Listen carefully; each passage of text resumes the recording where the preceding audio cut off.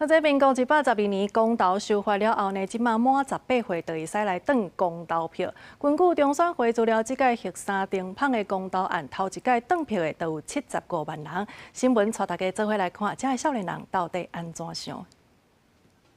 公投法伫112年修法了后，满18岁就会使参与公投。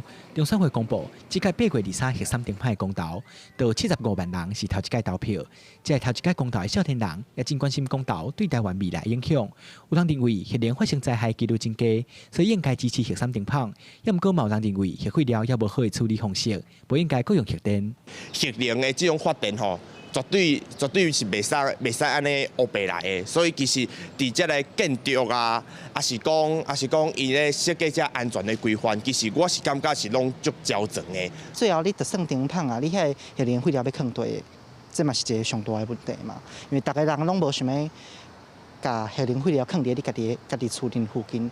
这个少年人表示，因拢会和朋友做伙讨论这个议题，提出无同的观念，互相交流讨论。嘛有人会使用社群媒体，甲和核三有关系的新闻分享给身躯边的朋友，希望大家更加了解这个议题。像我就是会用一寡社群平台，敢若是面册，也是 IG， 还是 Line， 去分享一寡资讯，互大家知影讲这届公投是要投啥物。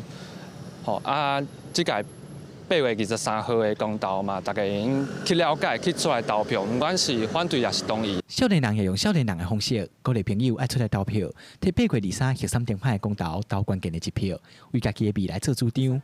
今日中选会嘛发布影片，提醒头一届投票的人，爱记得带身份证、印仔和投票通知单，才袂白走一抓，损害到家己投票的权利。记者魏宗林、郑俊佑台北报道。